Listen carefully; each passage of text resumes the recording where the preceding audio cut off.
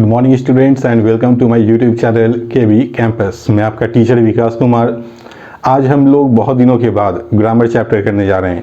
हम लोग आज मेनली कंजंक्शंस के कोरिलेटिव्स चैप्टर को करेंगे। इसमें आपको 10 रूल्स पढ़ने होते हैं। मेनली जो 10 रूल्स पढ़ने होते हैं उस 10 रूल्स रिलेटेड मैंने आज कुछ कॉमन एरर्स बोर्ड पे लिखा है। आपको ये 10 रूल्स मैं एरर के थ्रू समझाने जा रहा हूँ। मैं उम्मीद करूँगा कि आप इस वीडियो को बहुत ही सीरियस होकर और बहुत ही अटेंटिव होकर देखेंगे ताकि ये 10 रूल्स आपको बहुत अच्छे ढंग से समझ में आ पाए। ये जो वीडियो क्लास है आज का, ये पार्ट 1 है। कल जो मैं क्लास दूंगा वो कंजंक्शंस का ही पार्ट 2 वीडियो होगा, ठीक है।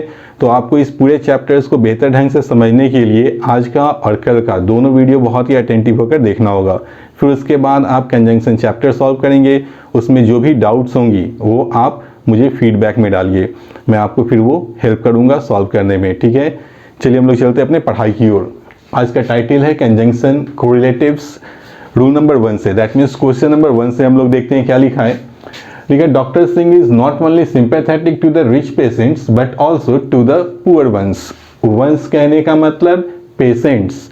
हिंदी क्या निकला कि मिस्टर सिंह जो है वो न सिर्फ दया भाव रखते हैं अमीरों के प्रति, अमीर मरीजों के प्रति, बल्कि गरीब मरीजों के प्रति भी। ये सेंटेंस का हिंदी हुआ। लेकिन रूल क्या कहता है कि जब किसी सेंटेंस में नॉट ओनली लिखा मिले तो आगे सेंटेंस को बट ऑल्सो से जोड़ेंगे, ठीक है। तो देखिए सेंटेंस में हमें नॉट ओनली तो लिखा दिखा और आगे सेंटेंस में कुछ भी जोड़ना हो तो किससे जुड़ता है, बट ऑल्सो से। तो गौर कीजिए आपको सेंटेंस में आगे बट ऑल्सो भी दिया, दोनों चीज़ तो आ गया। अब हमें एक चीज़ को गौर करना होता है कि नॉट ओनली के बाद और बट ऑल्सो के बाद जो पार्ट्स ऑफ स्पीच आएगा वो सेम होना चाहिए, ठीक है। कहने का मतलब है कि नॉट ओनली और बट ऑल्सो के दोनों के बाद में पार्ट्स ऑफ स्पीच सेम होगा। मतलब नॉट ओनली के बाद मान लीजिए अगर एडजेक्टिव आता है तो बट ऑल्सो के बाद भी एडजेक्टिव आना चाहिए। यहाँ देखिए बट ऑल्सो के बाद लिखा टू प्रीपोजिशन, तो नॉट ओनली के बाद भी यहाँ क्या आना चाहिए था, प्रीपोजिशन। मतलब दोनों तरफ रिलेशन सेम देखना है, ठीक है। तो हम रिलेशन देखेंगे किस तरफ से, हमेशा बाद वाले के अकॉर्डिंग रिलेशन चेक करना होता है, ठीक है। बाद वाला मतलब हमेशा दूसरे वाले के अकॉर्डिंग। तो हम लोग हमेशा दूसरे वाले मतलब क्या हुआ, बट ऑल्सो। तो बट ऑल्सो के ठीक बाद में क्या लिखा था, टू। तो अब हमें क्या करना है ना कि यहाँ से बट ऑल्सो जहाँ से शुरू हुआ वहाँ से पीछे चलना है और यहाँ से लेकर नॉट ओनली के पार्ट तक कहीं ना कहीं बीच में देखना है टू का यूज किया होगा। अगर है तो नॉट ओनली को हम उसी टू के पहले प्लेस कर देंगे, मेरा सेंटेंस सही हो जाएगा, ठीक है। चलिए देखते हैं करके। बट ऑल्सो के बाद लिखा टू प्रीपोजिशन। अब यहाँ से देखिए हम लोग पीछे चलते जाना और यहाँ हमें टू दिख गया, ठीक है। तो नॉट ओनली को होना कहाँ चाहिए था, यहाँ, ठीक है। तब तो टू के पहले आता और नॉट ओनली है कहाँ, यहाँ, मतलब गलत हो गया, ठीक है। तो मेरा सेंटेंस गलत कहाँ लेंगे हम लोग, ये बताइए। अब नॉट ओनली को होना कहाँ चाहिए था, यहाँ, और लिखा कहाँ है, यहाँ, मतलब मेरा ए पार्ट गलत है। अब इसे सही करके कैसे करेंगे, तो हम सिंपैथेटिक को यहाँ कर लेंगे और नॉट ओनली को यहाँ कर लेंगे। हो गया मेरा सेंटेंस सही। पढ़ कर देखिए, doctor Singh is sympathetic not only to the rich patients but also to the poor ones. Not only भी आ गया टू के पहले, मतलब प्रीपोजिशन के पहले, बट ऑल्सो भी आ गया प्रीपोजिशन के पहले। मेरा सेंटेंस सही हो गया। और ये क्वेश्चन आपको दैट मीन्स नॉट ओनली और बट ऑल्सो का रिलेटेड क्वेश्चन बहुत सारा एग्जाम में मिलता है। तो हमेशा रिलेशन कहाँ से चेक करेंगे, बाद वाले के अकॉर्डिंग, तब हम लोग इधर चेंज करेंगे, ठीक है। चलिए रूल नंबर 2 पे चलते हैं। लिखा है बिकॉज ही इज रिच, चूंकि वह अमीर है, therefore he serves the poor people, इसलिए वो गरीब लोगों की सेवा करता है, एंड द ऑर्फेन्स, और अनाथों की भी सेवा करता है, हु लिव इन ऑर्फेनेजेस, जो अनाथालय में रहते हैं। यही सेंटेंस का हिंदी हुआ। अब हमें देखना है कि सेंटेंस में गलती क्या है। तो रूल कहता है एज, सिंस और बिकॉज। ध्यान से सुनिएगा और नोट भी करना हो तो नोट भी आप करते जा सकते हैं अपने नोटबुक और पेन अगर साथ में रखे हुए हैं तो। एज, सिंस और बिकॉज से अगर सेंटेंस शुरू हो जाए, ठीक है। तो देखिए मेरा सेंटेंस एज, सिंस, बिकॉज, मतलब बिकॉज से तो शुरू हो गया। तो जब भी सेंटेंस एज, सिंस, बिकॉज से शुरू हो जाए तो आगे सेंटेंस में so, therefore, due to, because of नहीं आना चाहिए। फिर से समझिए, अगर सेंटेंस एज, सिंस, बिकॉज से शुरू हो रहा हो तो आगे सेंटेंस में so, therefore, due to, because of ये सारा वर्ड नहीं आना चाहिए। अगर आया तो गलती वहीं पर है, ठीक है। चलिए देखते हैं। बिकॉज से शुरू हुआ और जैसे ही हम आगे बढ़े यहाँ हमें क्या दिख रहा है, देयरफॉर आ गया, मतलब ये गलत है, इसे हटा लेंगे, मेरा सेंटेंस सही हो गया। अब सेंटेंस क्या बनेगा, बिकॉज ही इज रिच, चूंकि वह अमीर है, he serves the poor people, वह अमीर लोग he serves the poor people, वह गरीब लोगों की सेवा करता है, ठीक है, अनाथों की सेवा करते हैं और जो अनाथालय में रहते हैं। आगे समझ में। चलिए नंबर 3 पे आते हैं। Both the government as well as the citizens of our country, बोल रहा है दोनों, सरकार साथ साथ हमारे देश के लोग, आर सोलेली रिस्पॉन्सिबल, ठीक है, पूरी रूप से जिम्मेवार हैं, फॉर द प्रेजेंट कंडीशन, वर्तमान स्थिति के लिए। समझ में आ गया। सेंटेंस का मतलब क्या निकला, सरकार साथ साथ देश के जो लोग हैं वो दोनों ही पूरी तरह से जिम्मेवार है देश की वर्तमान स्थिति के लिए। ये सेंटेंस का हिंदी हो गया। अब हमें देखना है कि सेंटेंस में गलती है कहाँ, ठीक है। तो रूल क्या कहता है ना कि अगर बोथ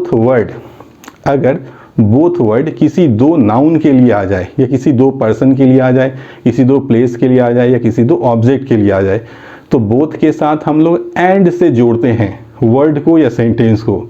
समझ में आ गया। यहाँ देखिए, जब भी बोथ वर्ड, जैसे यहाँ बोथ लिखा और बोथ किसके लिए आया, सरकार के लिए, साथ साथ सिटीजन्स के लिए, तो बोथ वर्ड का हमने यहाँ गवर्नमेंट के लिए भी यूज किया और सिटीजन्स के लिए भी यूज किया।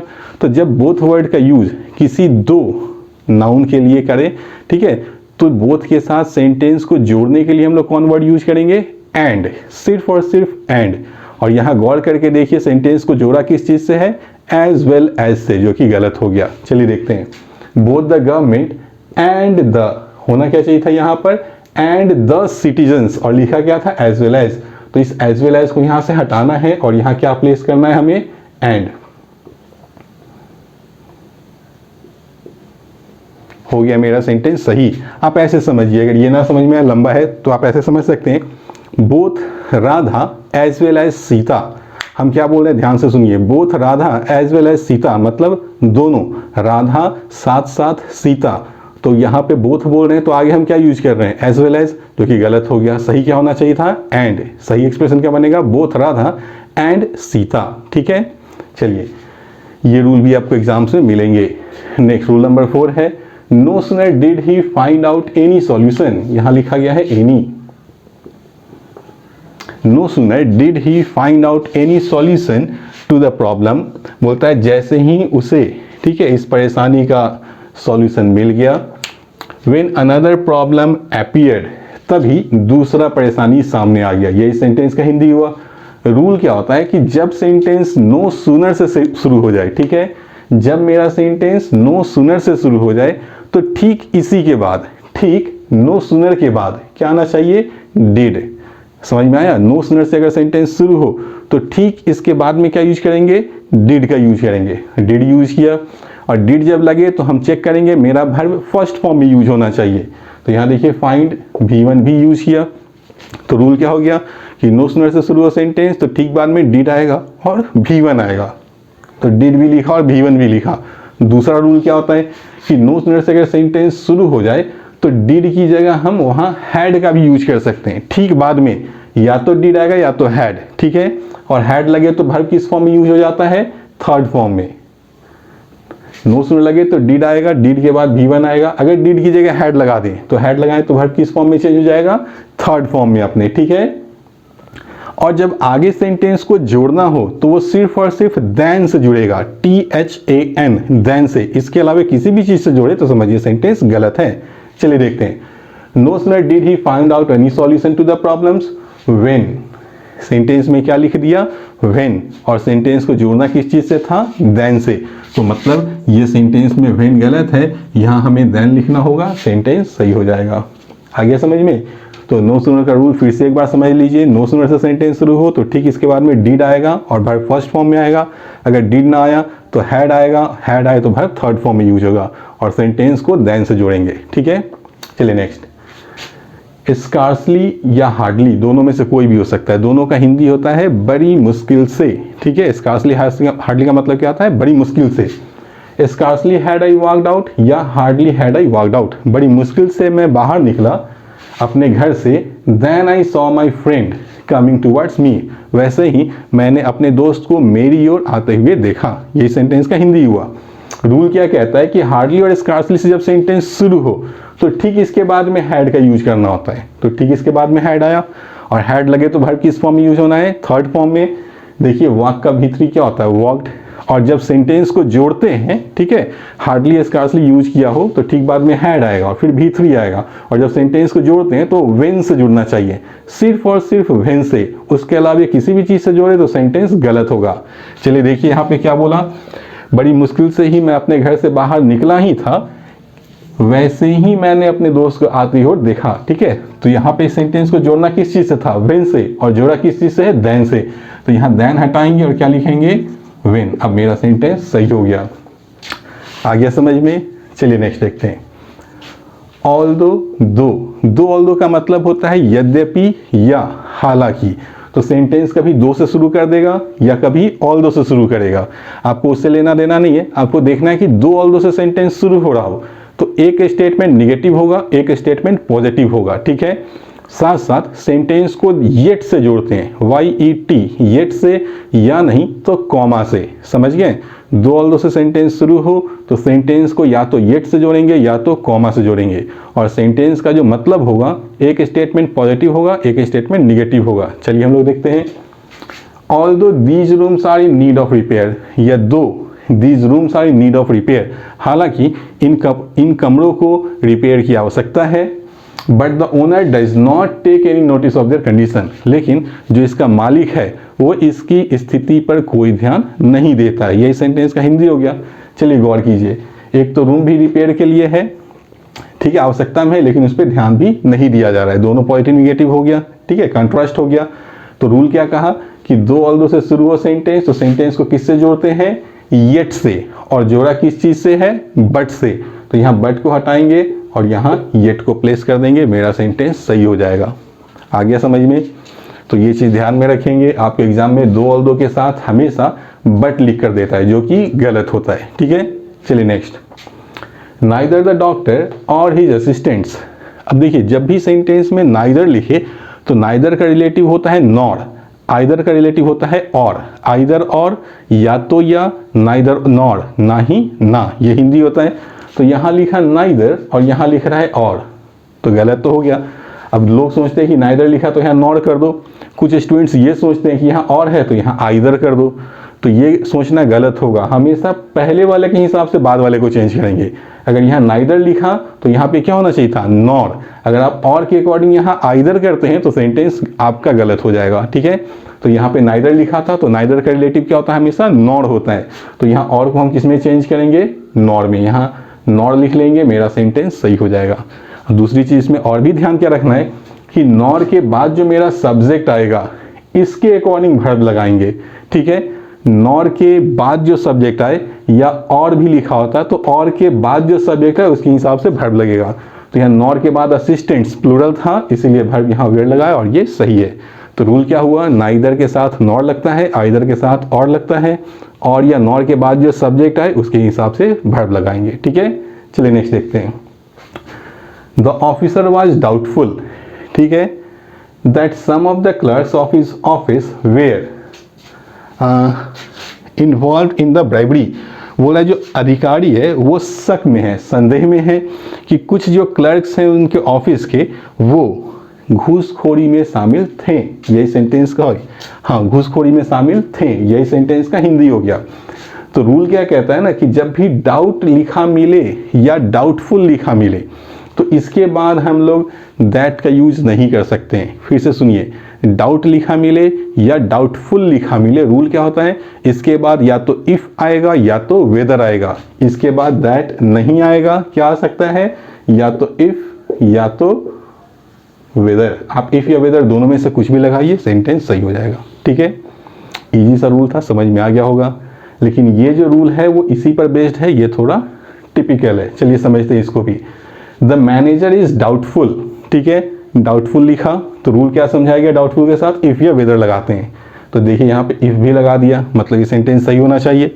आगे पढ़ते हैं। The manager is doubtful if any of the members of the party is conspiring against him और नॉट। देखिए क्या बोला, मैनेजर जो है वो शक में है कि क्या कोई मेंबर्स उसके पार्टी का उस प्रेसिडेंट के खिलाफ षड्यंत्र रच रहा है या नहीं, ये सेंटेंस का हिंदी हो गया। चलिए रूल क्या बताया गया कि डाउट लिखा हो या डाउटफुल, इसके बाद इफ या वेदर आएगा, ठीक है। इफ भी लिखा फिर भी इस सेंटेंस में गलती है। गलती क्या है कि आगे जब हम लोगों ने सेंटेंस बनाया तो सेंटेंस में आगे और नॉट लिख दिया। तो जब सेंटेंस में और नॉट लिख दे तो और नॉट का रिलेटिव वेदर होता है, वेदर और नॉट, ठीक है। वेदर और बोलिए या वेदर और नॉट बोलिए, बात एक ही होता है, ठीक है। तो यहां सेंटेंस में इफ लिखा और इफ के बाद क्या लिख दिया, और नॉट। तो इफ का रिलेटिव और नॉट नहीं होता है, ठीक है। जब और नॉट लगा दे तो हम इफ को हटाएंगे और इफ की जगह क्या यूज करेंगे, वेदर, ठीक है। चलिए नहीं समझ में आएगा तो इस सेंटेंस को एक बार देखिए, डाउट हो या डाउटफुल, इसके बाद क्या बताएं, इफ या वेदर आएगा। अब दोनों लगा सकते हैं, दोनों ही सही होगा। आगे पढ़िए, सेंटेंस में कहीं भी और नॉट का यूज किया था, नहीं किया। तो जब और नॉट नहीं लिखा हो तो इफ वेदर दोनों सही होगा, कोई भी लगाइए। लेकिन और नॉट आ जाए तो सिर्फ और सिर्फ वेदर आएगा। अब समझ में आ चुका होगा आपको। चलिए लास्ट क्वेश्चन है, the teacher asked me that why I was not preparing for the civil services examination. Teacher ने मुझसे पूछा कि मैं सिविल सर्विसेज एग्जामिनेशन की तैयारी क्यों नहीं कर रहा था। यही सेंटेंस का हिंदी हुआ। अब रूल क्या कहता है सोच समझिए, ये नरेशन का रूल है, कंजंक्शन नहीं पढ़ना होता है। आस्क्ड कहीं भी लिखा हो, इसके बाद दैट नहीं आना चाहिए। दैट लिख दिया, हटा दीजिए, हो गया सेंटेंस सही।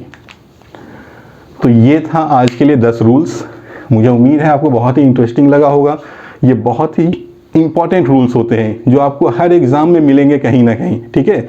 और ये हुआ पार्ट 1, मैं फिर समझा रहा हूँ, ये पार्ट 1 है।